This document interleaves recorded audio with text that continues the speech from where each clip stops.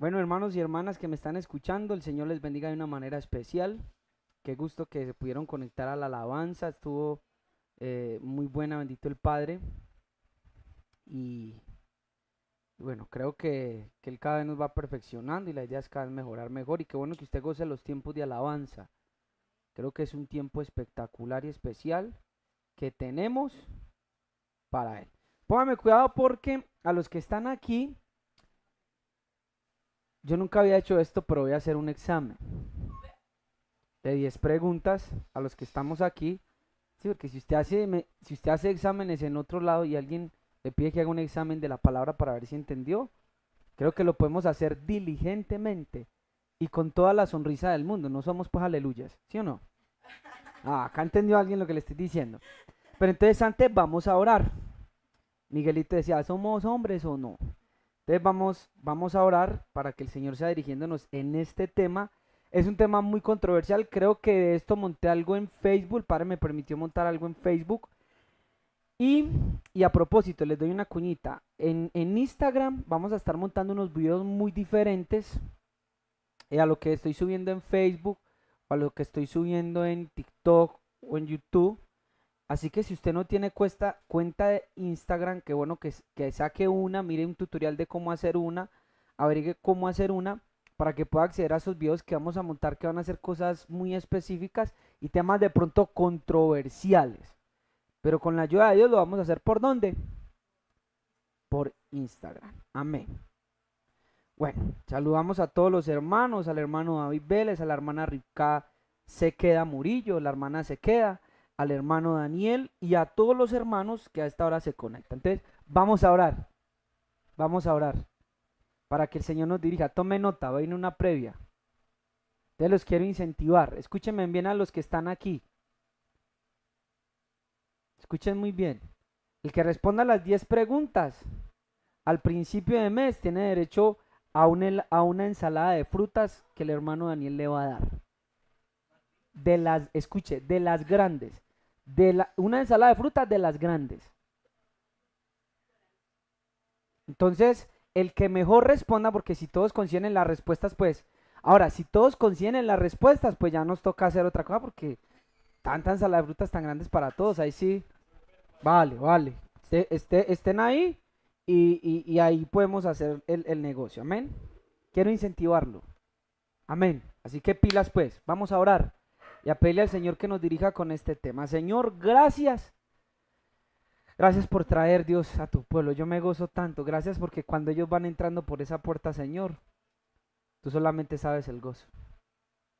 Yo sé que tú te alegras cuando nos ves cantarte y cuando ves que dejamos nuestra cama, nuestro lecho. Y aunque para muchos de ellos, Dios, es el único día de descanso, ellos deciden venir a descansar en ti. Y no hay nada más hermoso que uno ver que aquella persona, yo creo que desde tu perspectiva que te está cantando, decide sacrificar su día de descanso para descansar en ti. Y creo que así entonces tú en tu infinita misericordia derramas sobre nosotros descanso y nuevas fuerzas. Gracias. Gracias por todos los que estamos. Gracias por los pequeños, por los niños, Señor. Gracias, Dios. Señor, ahorita vamos a estudiar tu palabra.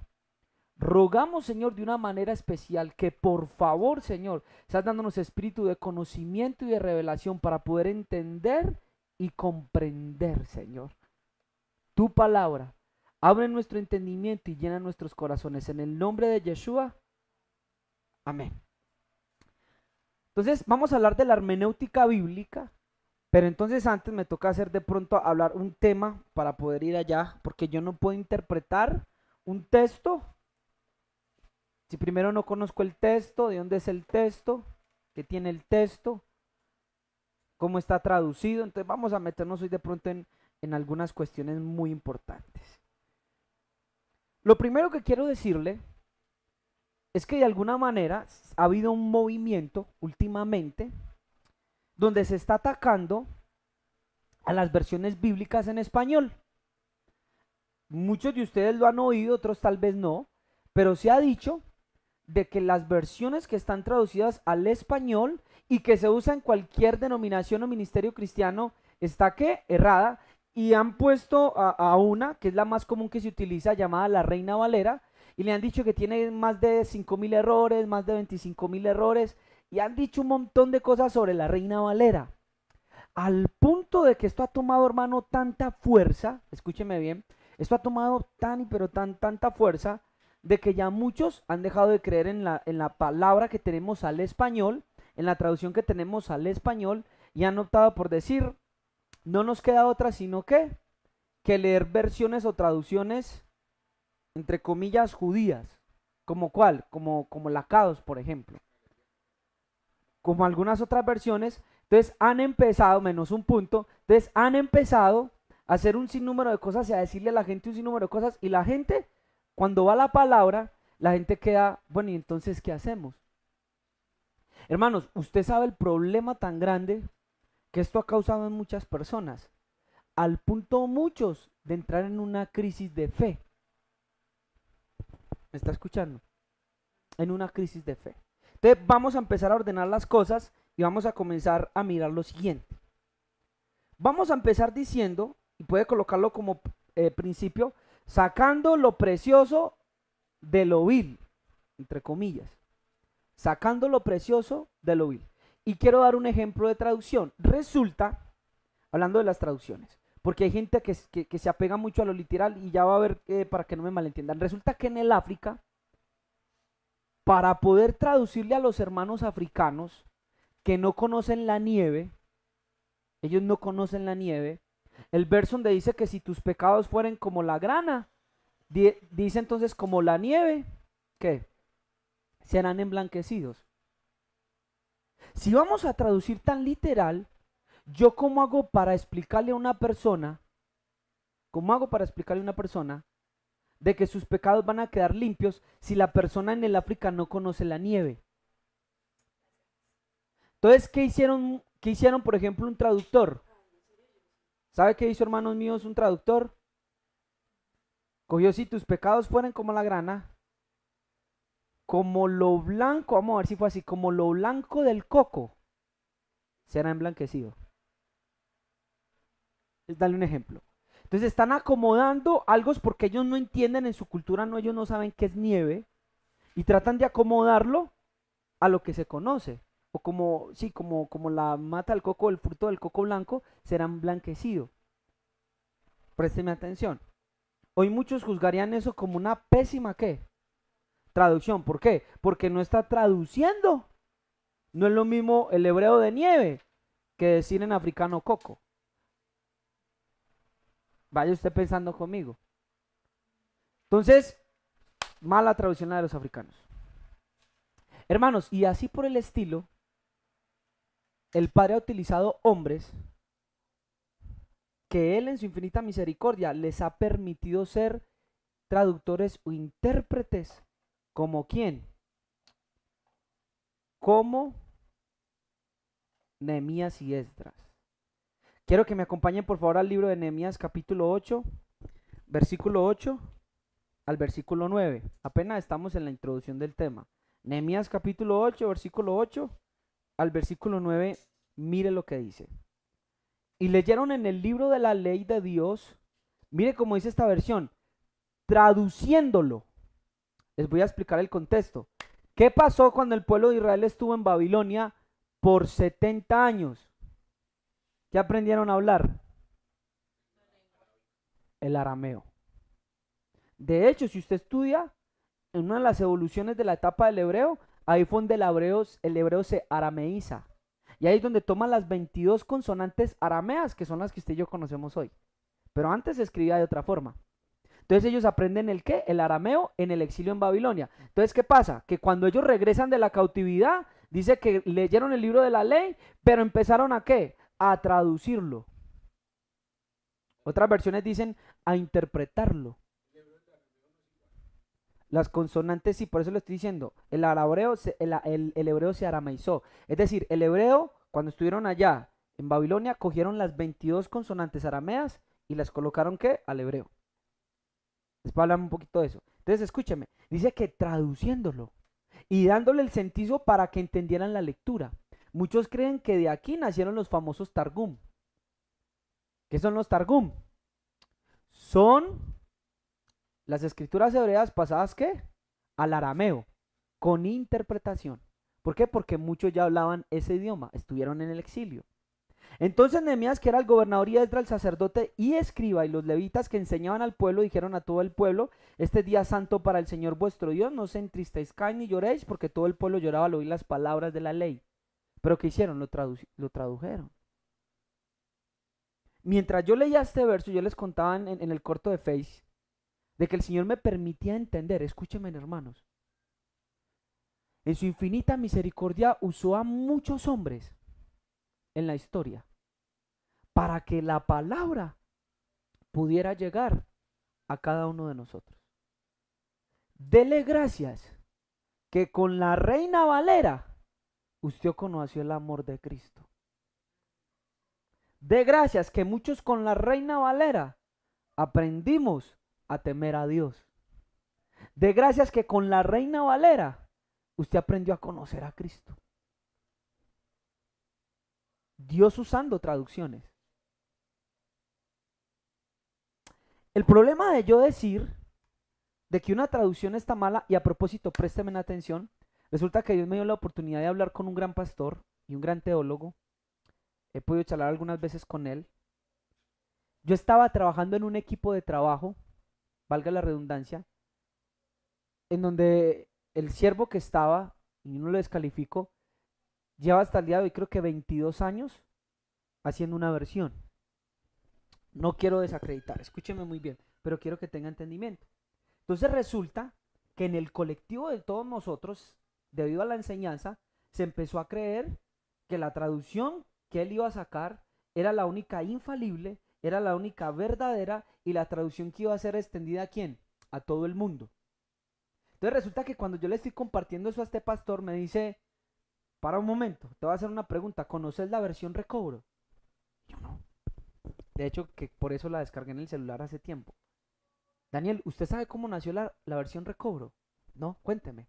Resulta que hay un hombre, no sé si es coreano o chino, que él dice que en una experiencia sobrenatural, en una visión o esta, si Dios se le presentó. No sé si es Watchman Lee o es otro seguidor de él. Y dice que Dios lo mandó a recobrar todos los textos de la Biblia, porque había que hacer una traducción porque todo estaba mal traducido. Y así fue como nació la versión recobro, y me dijo: yo veo que lo que tú me estás contando es lo mismo que le pasó a él. Entonces él me cuestionó y me dijo: entonces, ¿cómo hacemos? Porque tenemos varios hombres que están traduciendo y todos están creando una versión diferente. Y yo quedé, hermanos, ¿qué? Y me decía: Daniel, y hay más hombres así. Entonces él me decía: ¿tú crees que por más de 2000 años la iglesia se ha sostenido con una palabra impura? ¿Tú crees que por más de los 1000 años entonces el Espíritu no operó en las traducciones y no obró para...? Y empecé a cuestionar. Entonces vaya pensando.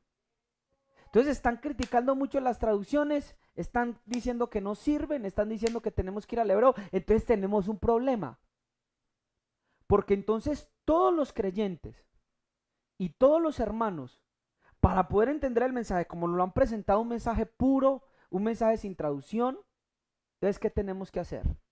Sí o sí nos toca, desde el más chiquito hasta el más grande, aprender el hebreo, el arameo y el griego, y a un nivel que tú lo puedas entender. Así que nuestras versiones, escúcheme muy bien, tendrían que ser ¿en qué? En griego. Porque sí o sí, hermanos que están aquí, una traducción es ¿qué? Una traducción. Una traducción, hermanos, es una traducción. Entonces nos poníamos a pensar y estábamos tocando el tema con nuestro hermano Yehezkel y decíamos lo siguiente: ¿por qué nosotros vemos películas dobladas al español o traducidas al español y le sacamos el sentido y captamos el mensaje? Y no nos cuestionamos y no nos vamos a ir a ver si tradujeron bien, ¿sí o no? Porque hay libros, artículos de ciencia, de cultura, de tecnología que se traducen al español y podemos captar ¿qué? La idea. Y justo cuando vamos a la Biblia decimos, no, aquí sí no, aquí sí no. Y yo quiero hacer un paréntesis. Mire, hermanos, yo sé que hay malas traducciones y cuando me refiero a malas traducciones, me refiero a las traducciones que intencionalmente han sido cambiadas.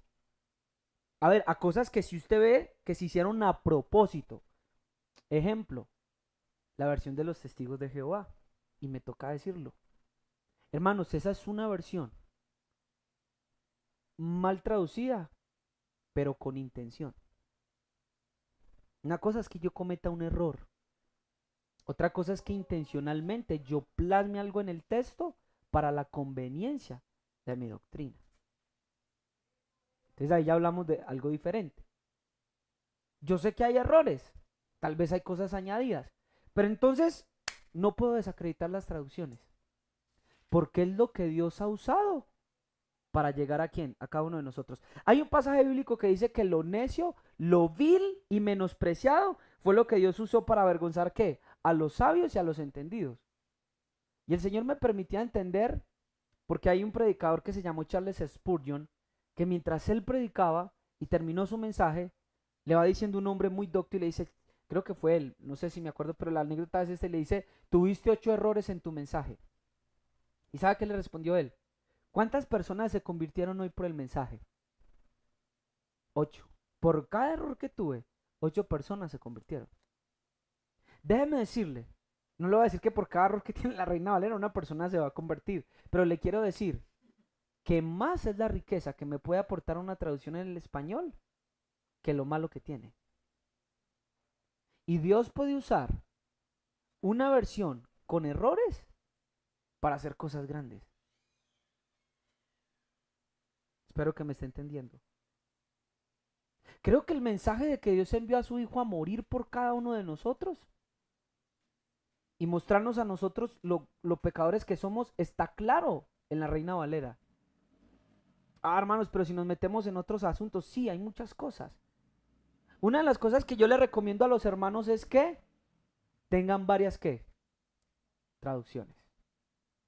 Algo sabio que usted tiene que hacer es tenga varias traducciones.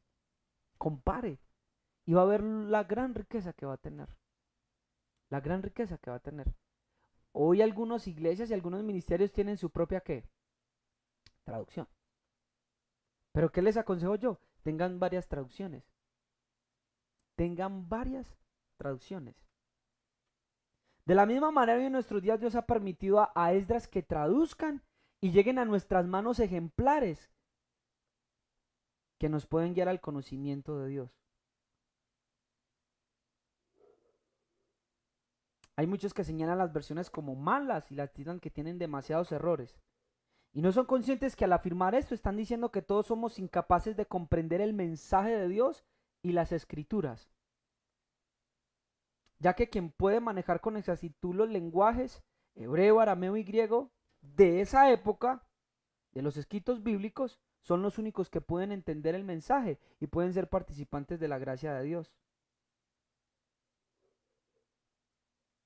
Solo pensemos algo, Pablo dice a sus lectores contemporáneos, conocedores del idioma, algo. Y lo hemos leído muchas veces. ¿Sabían, hermanos, y esto lo vimos en la clase pasada, el martes, qué bueno que se hagan la enseñanza del martes? Ponga cuidado. Estábamos hablando con el hermano Yejes y resulta que nos presentaron versiones del Nuevo Testamento en hebreo, que es otra cosa que se está diciendo. No es que el Nuevo Testamento está en hebreo y es un original. Y resulta que, hermanos, yo como lorito comencé a repetirle eso a todo el mundo, que después me tocó ir a decirles que no era así. Porque los Nuevos Testamentos en hebreo que hay, los Nuevos Testamentos, usted va a investigar y se da cuenta que es una traducción del griego. Y que el material que hoy tenemos, hermanos, el material que hoy tenemos, ¿sabe cuál es? ¿Cuál? En el Nuevo Testamento tenemos es el griego, que se traduce a cualquier idioma, al español, al alemán, inclusive al hebreo, pero es griego.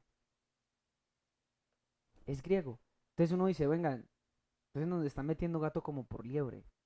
Nos presentan traducciones como si fueran hebreas del Nuevo Testamento y eso no es así. Pablo dice que cuando uno habla en lenguas, debe haber ¿qué? ¿Un qué? Dígale alguien que traduzca. Si el mismo Dios,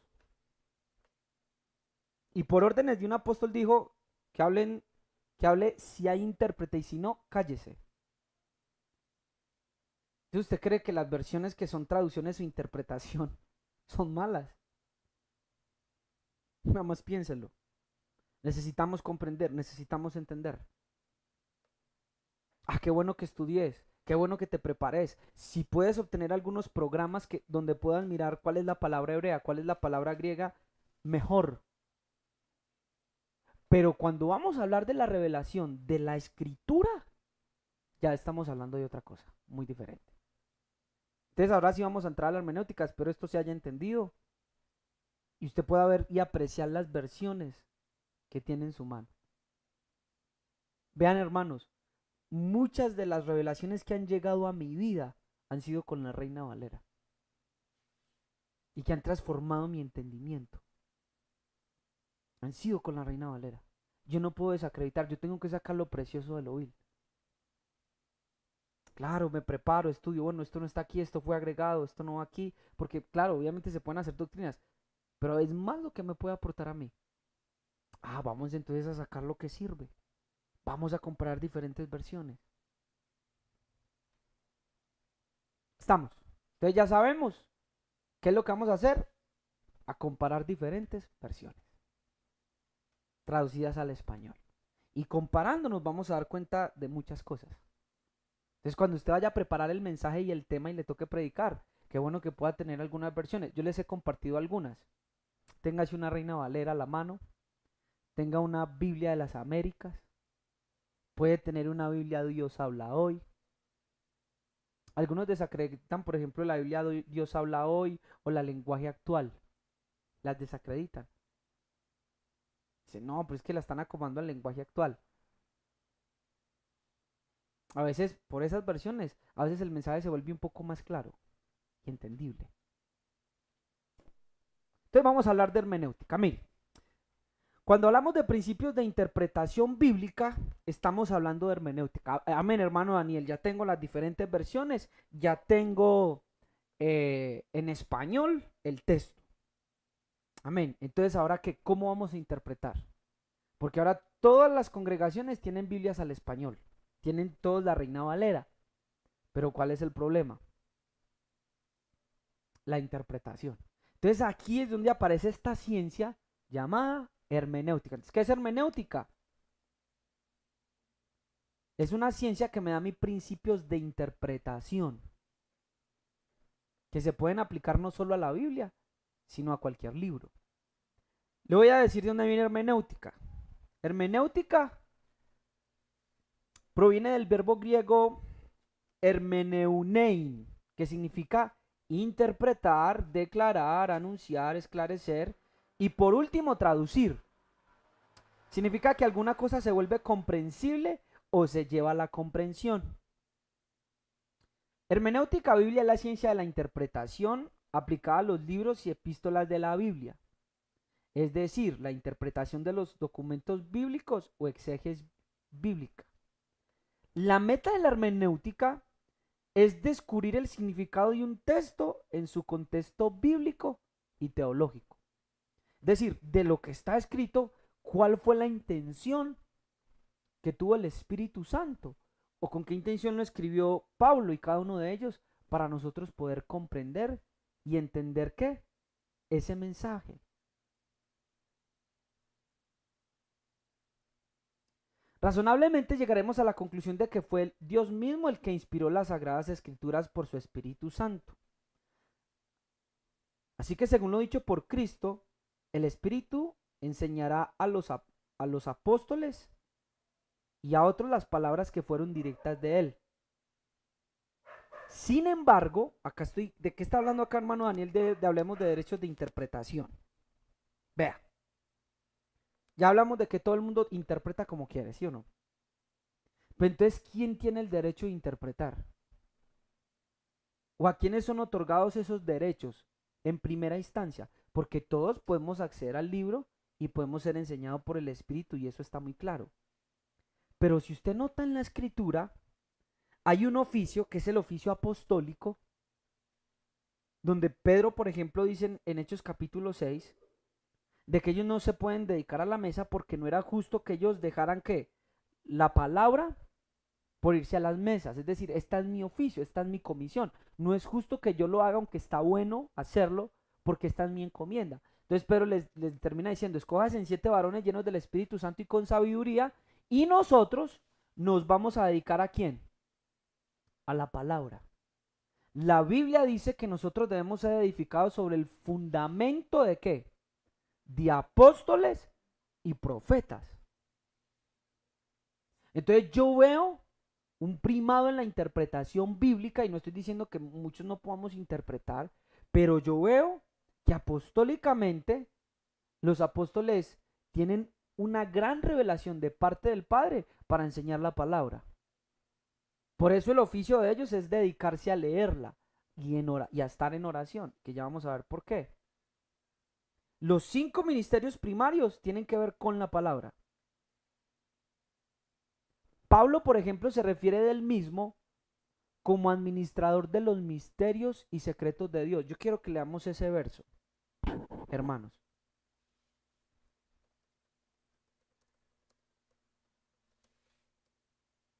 Mire, está en el libro de Primera de Corintios capítulo 4, versículo 1.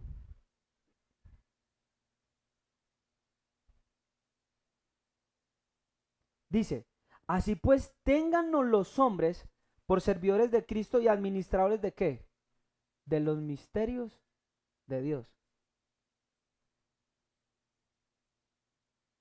Dios le agradó revelarle misterios a la iglesia a través de los apóstoles. Y cuando hablo de revelar, no es que haya algo nuevo que vamos a añadir a la Biblia, sino de la comprensión de lo escrito que tal vez no hemos llegado a comprender a plenitud ni a conocer. Y Dios se lo da a los apóstoles, dice, ténganos como administradores de los misterios de Dios. ¿Quiénes son los mayordomos de los misterios de Dios? Los apóstoles. Entonces yo voy viendo y yo voy percibiendo, hermanos, ahí un derecho de ¿qué? De conocimiento y de interpretación en la Biblia. Ya vamos a mirar algunos ejemplos. Les quiero hacer una pregunta. ¿Los misterios pertenecen a un teólogo? ¿A un profesional en ciencias bíblicas? Cierto que no. Y lastimosamente hoy, muchos de los que están enseñando y los que están interpretando al pueblo no son los guiados por el Espíritu Santo, pero sí por el estudio.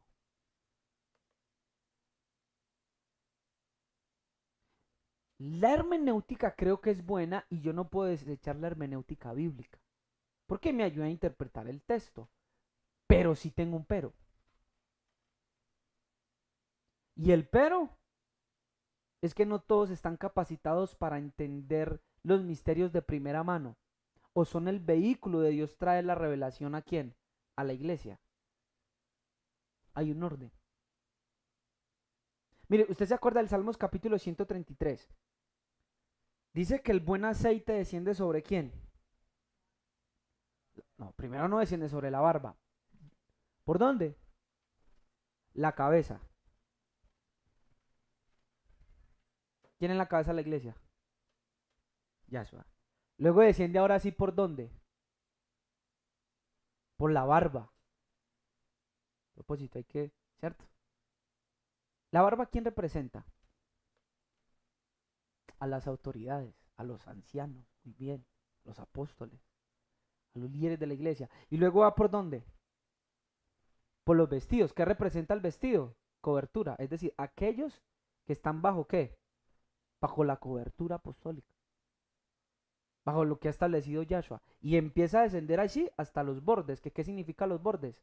Aquellos nuevecitos, aquellos que están comenzando. No todos son administradores de los secretos de Dios. Ah, pero ellos son el vehículo y van a empezar a revelar al pueblo los misterios. Entonces me parece eso profundo. Estén fundados. ¿Sobre quién? Sobre el fundamento de apóstoles y profetas.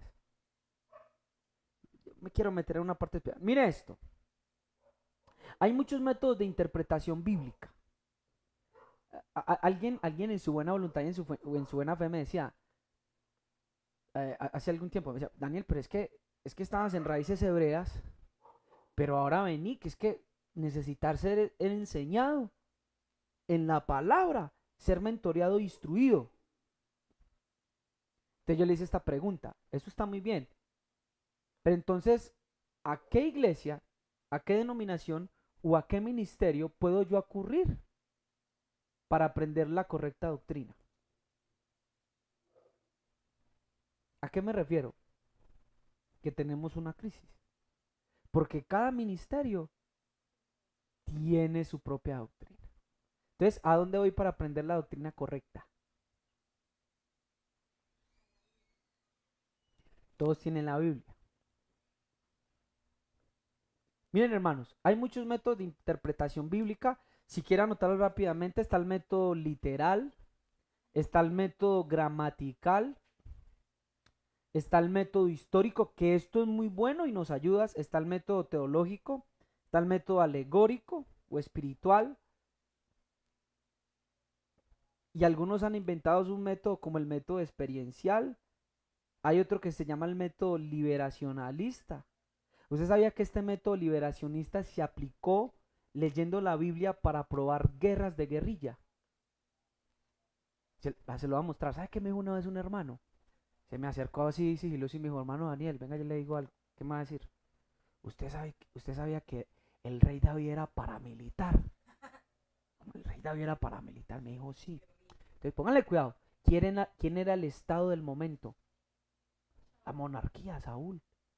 Y sin embargo, mire que cuando él va donde Nabal, él va con sus hombres y le exige a Nabal que le haga participante y que le dé comida de lo que él estaba esquilando. Entonces me decía, no se le parece similar a lo que es el paramilitarismo. ¿Yo cómo interpretaron? Mire, anoche hablamos del comunismo y mire qué curioso. Hermanos, ¿sabían que muchas personas utilizaron la Biblia para aceptar el sistema comunista? Que anoche vimos que es una doctrina diabólica. Vea, yo puedo venir a decir aquí con el libro de Hechos y decirles, hermanos, el comunismo es de Dios. Hermano Daniel, ¿por qué? ¿Cuál es la revelación? Porque dice que todos tenían las cosas, ¿qué? En común. Y que todos repartían sus bienes. Y que nadie decía ser suyo lo que poseía. Ahí tranquilamente, entre comillas, usted puede ver comunismo. Pero eso es una mala interpretación. Entonces, mira, hermano, ¿cómo podemos llegar al punto de hacer con las escrituras? También está el método judío.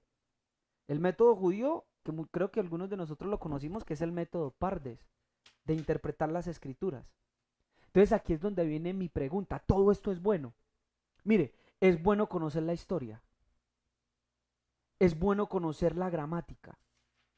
Es bueno conocer la poesía bíblica. Es bueno conocer, hermano, eso es enriquecedor. Pero le quiero hacer una pregunta. ¿Qué hermenéutica usaba Pablo? Porque según la historia, la hermenéutica, muchos empiezan a ver como vistazos de ella para el 1500 con Martín Lutero, otros en el 1700.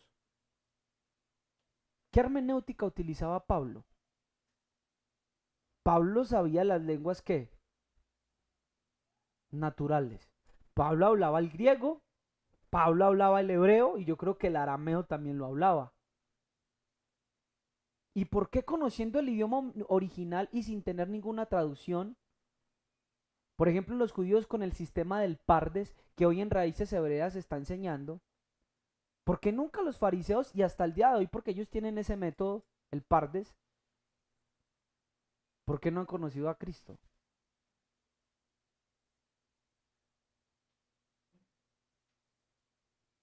¿Qué método utilizó Pablo para poder entender y para poder comprender? No estoy descalificando la hermenéutica, porque la necesitamos para estar bien centrados. Pero ya, hermanos, cuando hablamos de revelación y de comprensión de lo escrito, yo creo que ahí sí necesitamos total ayuda del Espíritu Santo. Mire pues, vamos a empezar. Efesios capítulo 1, voy a dar 3 versos claves, este es uno. Efesios capítulo 1, versículo 16, Pablo dice: no ceso de dar gracias por vosotros, haciendo memoria de vosotros en mis oraciones. ¿Haciendo memoria de vosotros en qué? En mis oraciones. Para que el Dios de nuestro Señor Jesucristo, el Padre de gloria, os dé espíritu de sabiduría y de revelación. Présteme mucha atención. Porque muchos estudiosos y teólogos, y que son de respeto, ellos dicen, ya la palabra está revelada. Ya se nos dio, está bien, tenemos una palabra escrita. Pero mire lo que está diciendo Pablo: yo oro en mis oraciones para que el Dios de nuestro Señor Jesucristo, el Padre de gloria, os dé espíritu de sabiduría y de revelación. Si con lo escrito es suficiente, Daniel, y si con la hermenéutica yo llego a la comprensión. A propósito, la hermenéutica es una ciencia ¿qué? ¿Sabiduría qué? Humana. No está mal, pero es humana. Note que Pablo está orando. ¿Se acuerda lo que vimos de Pedro? Nosotros nos vamos a dedicar a la oración y a la lectura de la palabra. Eso es un trabajo. Muchas de las cosas que predicamos acá y que usted ha podido entender por el Espíritu Santo, ¿sabe por qué ha sido? Porque Dios nos ha permitido estar allá en el secreto. Me ha permitido estar orando y estar dedicándome a este oficio. Para que os dé espíritu de sabiduría y de revelación. Así que lo que está escrito debe ser acompañado ¿por qué? Por un espíritu de sabiduría y de revelación. ¿Que se obtiene mediante qué? ¿Mediante qué obtengo el espíritu de sabiduría y revelación? Recuerde que van a hacer una previa de 10 preguntas y el que las haga va a tener una ensalada de frutas gratis. Entonces, espíritu de sabiduría y espíritu de revelación. Hermano, muchos teólogos son muy buenos estudiando y pasan horas, como dice mi abuela, quemándose las pestañas. Pocos pasan horas de rodillas pidiendo el espíritu de sabiduría y de revelación.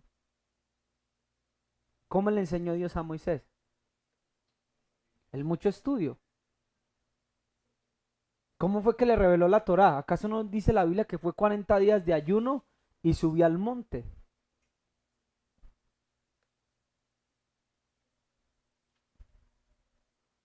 Un apóstol, un profeta, debe de pasar, de mi modo de ver,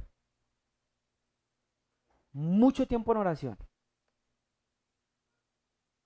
Inclusive, y lo digo entre comillas, más que el que pasa estudiando. Porque cuando usted ora y va en busca de su presencia, los versos empiezan a ser revelados así, al instante. No necesitas mucho. El Espíritu te los va mostrando. Pero muchos no oran por espíritu de sabiduría y de revelación. Pablo está orando para que en la iglesia Dios les dé ese espíritu. Ven, y no tenían pues a Pablo que era el que les revelaba, pero necesitas el espíritu de sabiduría y de revelación. Incluso uno puede impartir desde acá cosas, pero si el espíritu no está ahí contigo, hermano y hermana, enseñándote, no vas a acceder a la revelación. Primer texto base. Segundo texto base, acompáñeme por favor, Isaías capítulo 11. Versículo 1. Saldrá una vara del tronco de Isaí y un vástago retoñará de sus raíces. Y reposará sobre él espíritu de ¿quién? Está hablando de Cristo. Espíritu de Jehová, es decir, de Yahweh. Ahora me van a arrojar piedras por decir Jehová. Espíritu de sabiduría. ¿Espíritu de qué? De sabiduría. No es de acá abajo, es espíritu de sabiduría. Cuando Pablo dice que él preparó una sabiduría escondida desde antes de todos los siglos para nuestra gloria, esta sabiduría no es humana, no es conciencias humanas. Gracias a Dios por la arqueología, gracias por la filología, gracias por eso, pero hermano, esa no es la sabiduría que viene de lo alto. Vea, espíritu de Yahweh, espíritu de sabiduría y de inteligencia. Vamos a hablar de quiénes son los inteligentes en la palabra. Y la mayoría diría que son ¿quiénes? Los teólogos. Dirán que son ¿quiénes? Los seminaristas. ¿Quiénes? Los que tienen en su biblioteca una cantidad de libros, que no es malo, hermanos, y no les estoy tirando. Bueno, un poquito. Pero lo que quiero decirles es que aquí me presenta un panorama distinto: espíritu de sabiduría, espíritu de inteligencia, espíritu de consejo, espíritu de poder y de conocimiento y de temor del Señor. ¿Por qué el Señor Jesús? Présteme atención que nos vamos a meter en un problema muy grave y esto es hermoso. La Biblia dice que Cristo, haya en vosotros el sentir que hubo en Cristo, que se despojó ¿de qué? ¿De qué? ¿Por qué tenía que ser Jesús lleno del Espíritu Santo? Porque se había despojado de todo, quedó como usted y quedó como yo. Wow. Porque uno dice, si es el Hijo de Dios, vamos a ver, si es el Hijo de Dios, ¿por qué tenía que ser lleno del Espíritu Santo si es el mismo Hijo de Dios? Porque recuerde que se despojó de sí mismo, se despojó. Todo el poder, todo lo que tenía se despojó. Ah, pero iba a reposar sobre él el Espíritu Santo. Entonces, ¿por qué Jesús interpretaba como interpretaba? ¿Por qué? Porque se mantenía estudiando. Y repito, no es malo el estudio, estudie. Porque mucho de ese estudio y conocimiento Dios lo va a utilizar por el Espíritu. Lo que estoy diciendo es que Biblia, que traducción y estudio sin Espíritu, no es nada. Entonces, ¿por qué Jesús interpretaba y por qué tenía la comprensión de la palabra a ese nivel? Porque reposaba sobre el espíritu de sabiduría, espíritu de inteligencia y espíritu de consejo. Hermanos, vea, léanse en el libro Torturados por amor a Cristo. Hermano, yo me lo estoy leyendo y es algo espectacular. Hermano, literalmente a mí se me pararon los pelos de punta. Como un ruso que desde niño es instruido en el comunismo y en el ateísmo, porque una de las principales enseñanzas del comunismo es que no existe un Dios. Correcto, pónganle cuidado a Daniel. Y resulta que él está contando el testimonio de cómo cada uno de ellos se convirtieron. Le voy a dar 2 ejemplos rápido. Y yo decía, Señor, yo no te puedo limitar. Miren, hermanos, ¿sabe cuánto duró la iglesia sin poder la Biblia? 1 milenio. Porque usted sabe que los únicos que podían leer eran los sacerdotes y el latín. Y volteaban las espaldas. Y no habían ejemplares como tenemos. ¿Cómo duró la iglesia 1000 años sin ejemplares bíblicos que usted y yo leemos hoy? ¿Cómo hicieron para vivir 1000 años sin un ejemplar bíblico? Explíqueme eso. No podían estudiarlo. No podían mirarlo. ¿Cómo iban a crecer en conocimiento de Cristo? Pero ¿sabe qué tenía la iglesia? Espíritu Santo. Entonces él cuenta que cuando estaba el ruso, una capitana rusa, él le preguntó, ¿crees en Jesús? Muy secretamente. Hay una película de eso también muy bonita. Y ella le dice, sí, tú también. Y ella dice que lo abrazó, como si fuera un familiar, y lo besó. Mire ese amor. Y lo besó. Y lo abraza. Cuando fueron a la casa secretamente, él le dice, ¿y por qué crees y amas? Escuche, Daniel, lo amaba. ¿Por qué amas a Jesús? ¿Has leído alguna vez la Biblia? Ella dijo, no. Dijo, ¿cómo así? ¿No conoces de Jesús? Y ella dijo, no, entonces ¿por qué crees en él? Cuando yo era niña, a mí me enseñaban las palabras con imágenes. Por ejemplo, la C, me presentaban una casa. Y así sucesivamente. Entonces resulta que cuando yo entré al comunismo, a mí me enseñaban que el comunismo debía de tener moral y compromiso hacia él. Pero eso era muy abstracto para mí. Entonces me acordé que mi abuela tenía un cuadro de Jesús y que siempre se le doblaba rodilla a él. Esa fue mi enseñanza para mí de lo que significa la moral, el respeto y el compromiso. Eso representa a Jesús para mí. Yo quedé, wow. Ayer vimos la cortesía, ¿se acuerda? De ese ruso. Cuando escuchó lo del camino de Maús, los comunistas no son corteses. Un comunista no es cortés. Y cuando van el camino hacia Maús, él le preguntó al pastor, pastor, pero ¿por qué Jesús hizo que iba a pasar de largo y ellos lo invitaron si caminaba con ellos? Y le dice, porque Jesús es cortés. Y él quiere ser bien recibido y aceptado en un lugar. Y él dijo, ¿Cuánto me acabo de enamorar de este Jesús? ¿Cuánto me ha cautivado su cortesía? ¿Por qué? Porque siempre los comunistas nos han obligado a creer lo que creemos por la fuerza. Nunca hay cortesía. Y el último ejemplo que le voy a dar. Dos parejas, un esposo y una esposa. Y él cuenta la historia, mira hermano como el espíritu se mueve. Wow, si usa un cuadro no va a poder usar la Reina Valera.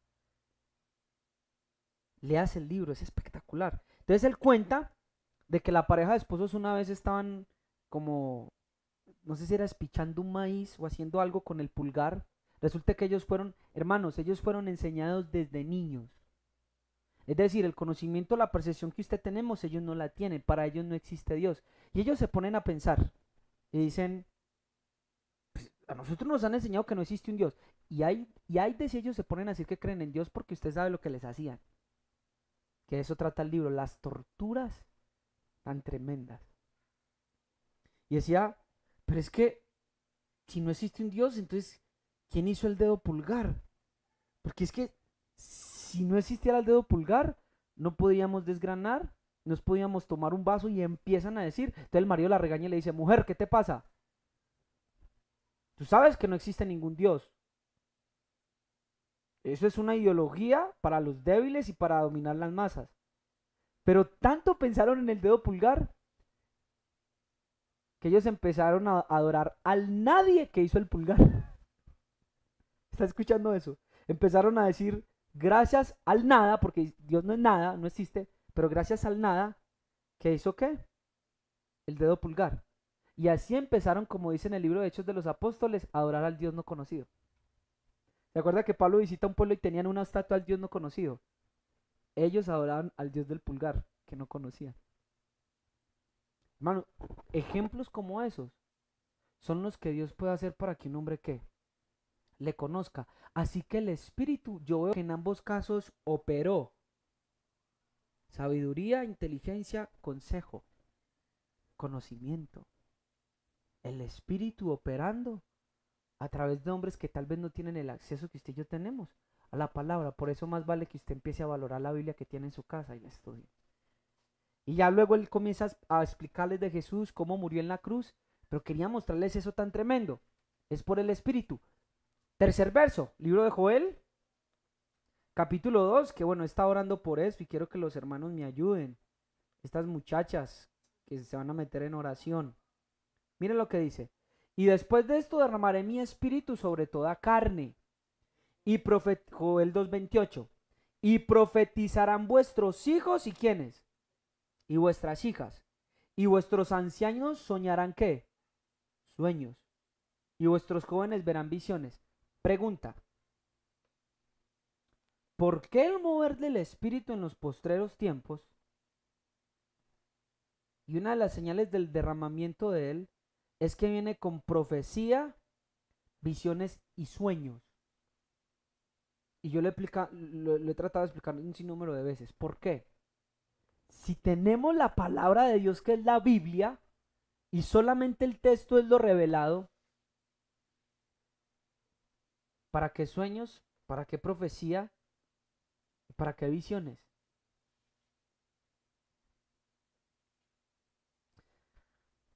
El hombre ha soñado desde que Dios creó al hombre. Sueños, visiones, revelaciones. Pero estas por el Espíritu nos van a dar la comprensión y el entendimiento acerca de quién, de Cristo. ¿Quiere comprobarlo? ¿Quiere comprobar de que el Espíritu derramado nos llevará a una comprensión de lo escrito? Por el Espíritu, vaya conmigo por favor al libro de Primera de Corintios.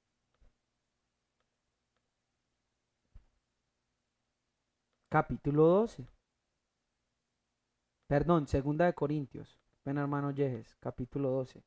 Escucha esto. Ciertamente no me conviene gloriarme, pero vendré a las visiones. ¿Y a qué dice ahí? Los que están leyendo conmigo. Vendré a las visiones y a las ¿qué? Revelaciones de quién? Del Señor. Visión y revelación. Recuerde lo que leyó en Joel.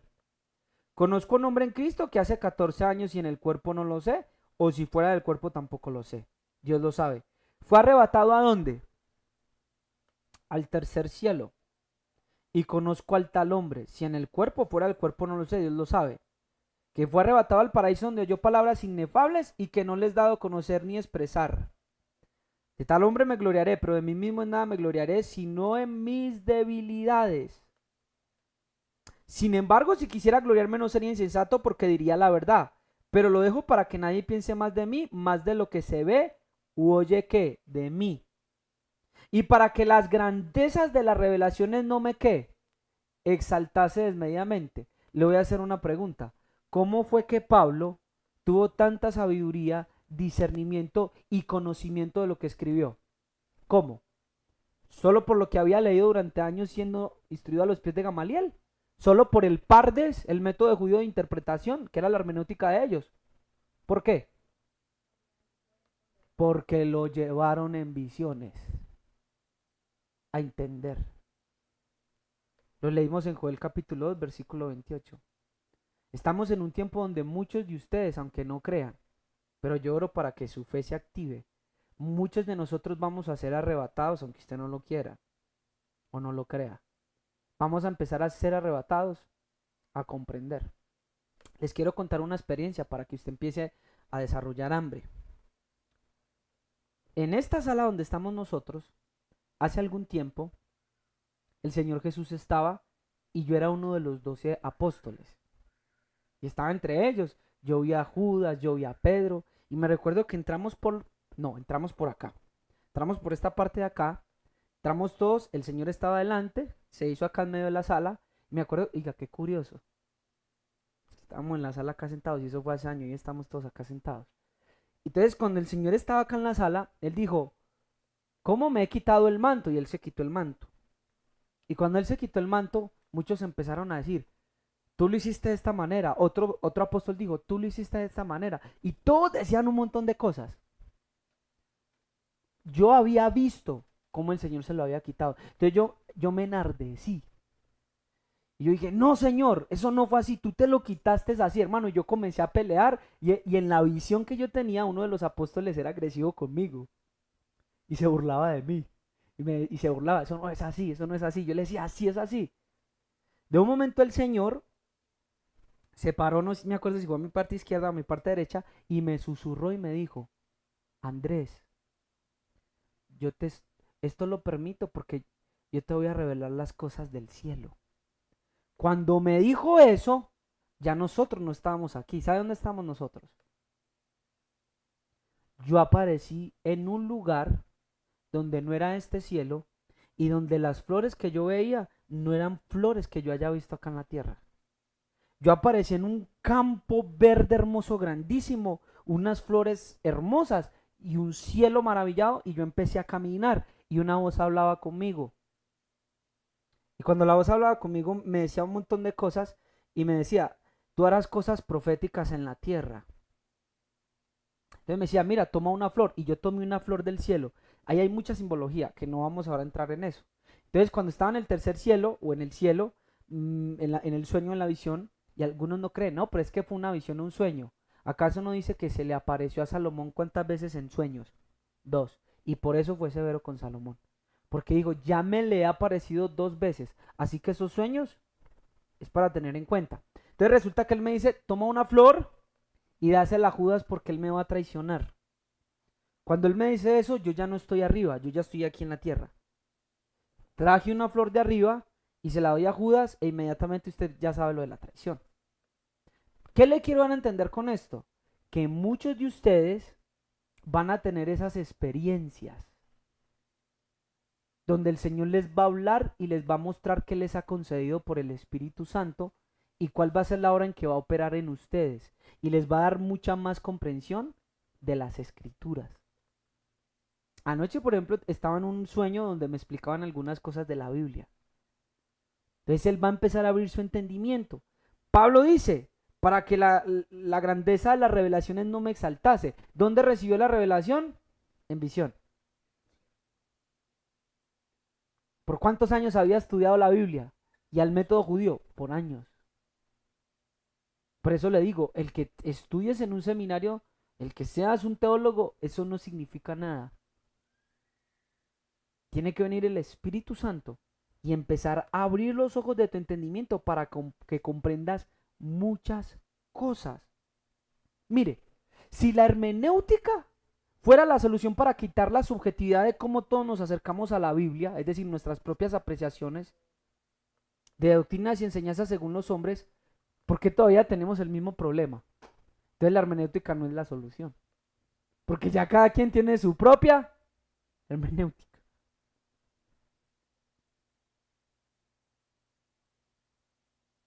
De hecho, muchas iglesias y ministerios ambos enseñan hermenéutica, ¿de acuerdo qué? A su interpretación. Ahora, la hermenéutica nos capacita para entender en forma literal, metafórica, histórica, muchas cosas.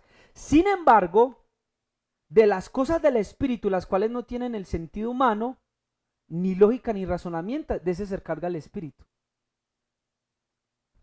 Una vez alguien me cuestionó porque yo había dicho lo siguiente, que cuando en el libro de Cantares dice que mi amado es rubio, pero a la vez dice que mi amado tiene los cabellos negros como el cuervo, yo les había dicho, hermanos, esto simboliza de que Cristo tiene las dos naturalezas, rubio, que es divino, y pelinegro, que es ¿qué?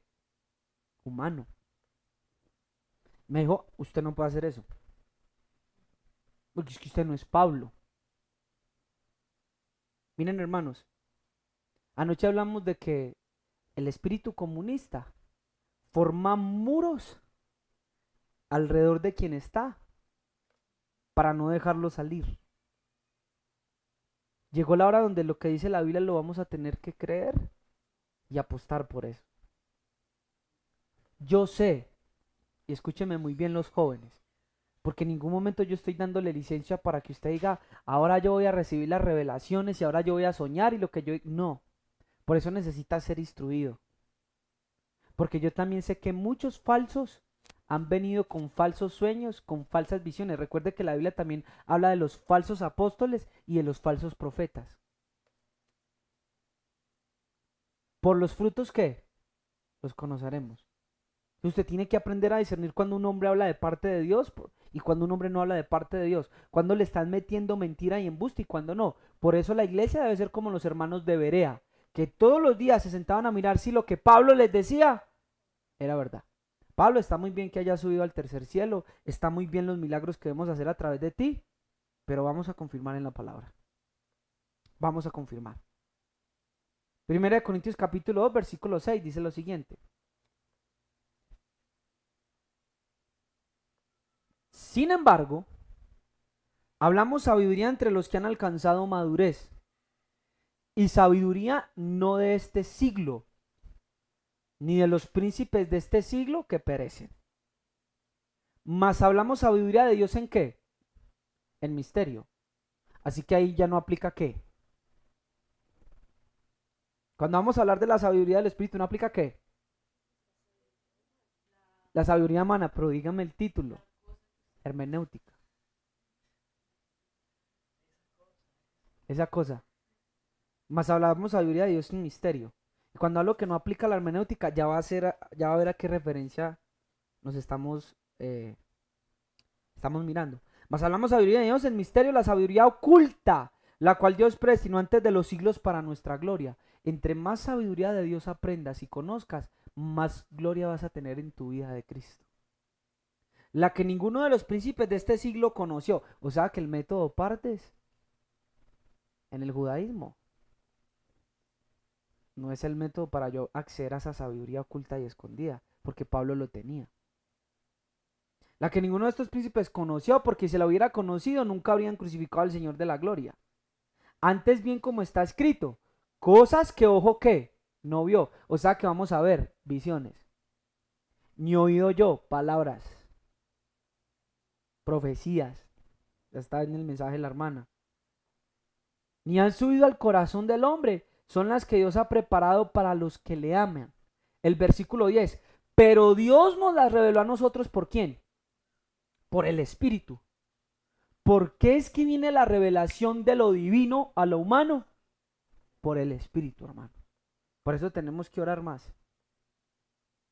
Y por eso tiene que manifestarse en nosotros esa sabiduría. Va a ser por el Espíritu, no es de otra manera.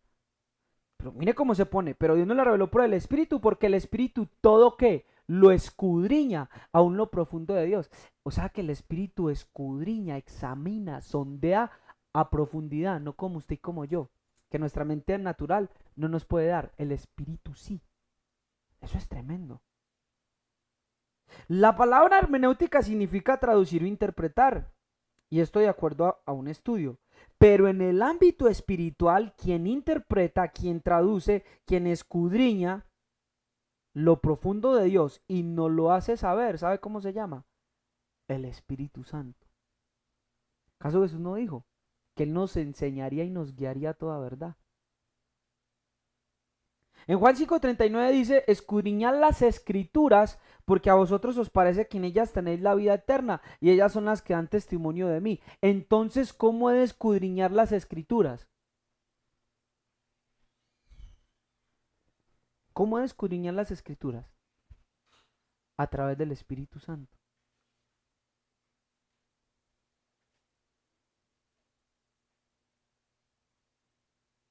Si podemos llamarlo así en forma pedagógica, en la materia o en la ciencia de los misterios y sabiduría de Dios, el Espíritu Santo es la ciencia, el intérprete que nos permite conocer la profundidad de Dios y de sus misterios. Versículo 11. Porque ¿quién de los hombres sabe las cosas del hombre sino el Espíritu del hombre que está en él? Así tampoco nadie conoció las cosas de quién, de Dios, sino el Espíritu de Dios. Aunque las ciencias humanas nos ayudan a entender la cultura, hebraísmos, comprender los idiomas y leer un texto con coherencia, con contexto, no obstante estas ciencias no dejan de seguir siendo ¿qué? Humanas. Pablo nos dice que es por el Espíritu del Señor que nosotros vamos a ser participantes de esa sabiduría. Y repito, no estoy descalificando de que usted estudie, se prepara, adquiera historia, cultura, aprenda con programas al menos a mirar qué palabra hebreo está detrás. Versículo 12. Y nosotros no hemos recibido el espíritu del mundo, sino el espíritu que proviene de Dios para que sepamos lo que Dios nos ha concedido. ¿Cómo voy a acceder yo a lo que Dios me ha dado, a esta sabiduría predestinada para mí? ¿Cómo accedo a ella? Por medio de lo que se me entregó, el Espíritu. Si muchos, en vez de estar estudiando solamente horas y horas, hermano, usted no sabe cuántos temas yo me gasté días estudiando, a veces me dan hasta dolores de cabeza, por tratar de comprender, de entender. Si fuéramos a orar y a pedirle ayuda al Espíritu, usted no sabe cómo actuaría la revelación en nosotros. Versículo 13, lo cual también hablamos no con palabras enseñadas por sabiduría humana, sino con palabras que enseña ¿quién? El Espíritu.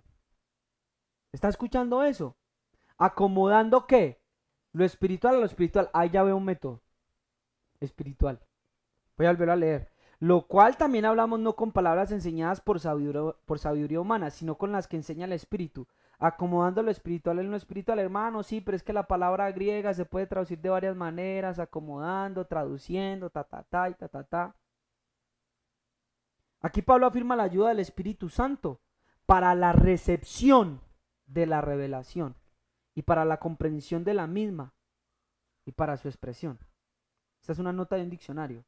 La vuelvo a leer. Pablo afirma la ayuda del Espíritu Santo para la recepción de la revelación, para la comprensión de la misma y para su expresión.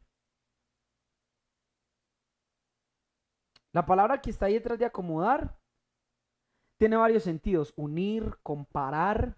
También puedo leer, porque si no con las que enseña el Espíritu, comparando lo espiritual a lo espiritual.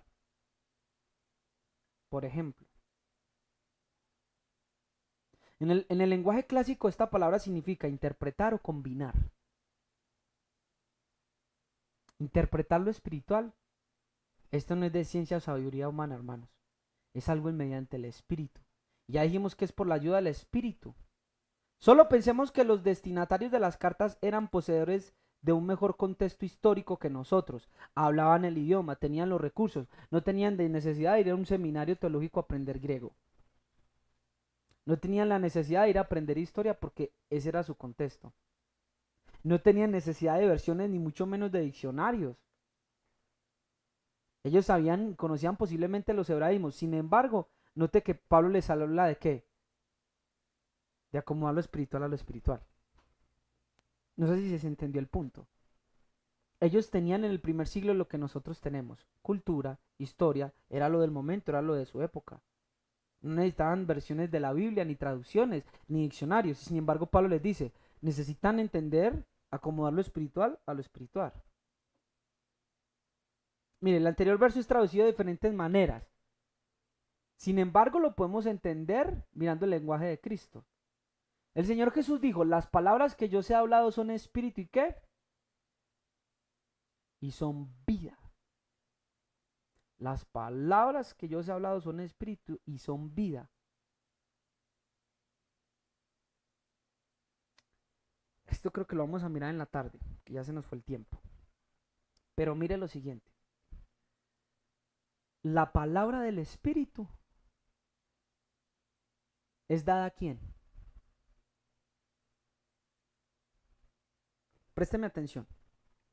Vamos a hacer una siembra, que fue algo que me habló el padre la semana pasada. Vamos a sembrar.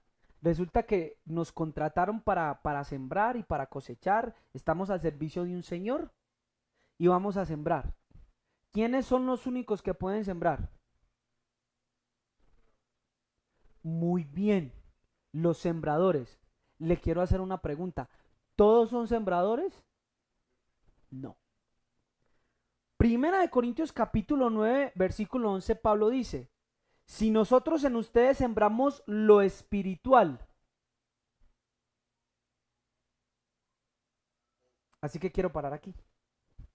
Porque en la tarde, y no se lo pierda, si Dios lo permite, vamos a mirar, y que esto es tan tremendo, que otro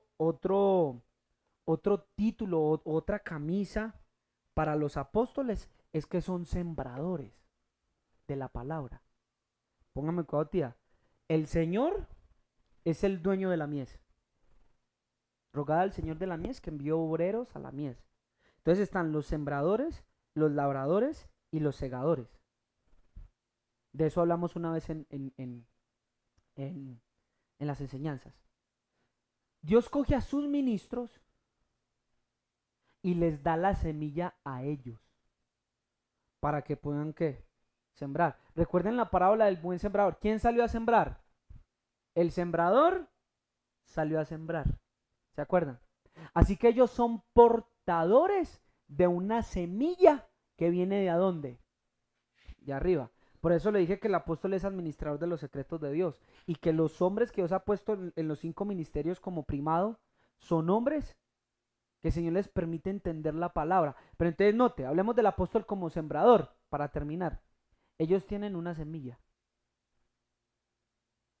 por el Espíritu. Hermanos, la palabra no es de aquí. La Biblia dice que así como la lluvia desciende de dónde?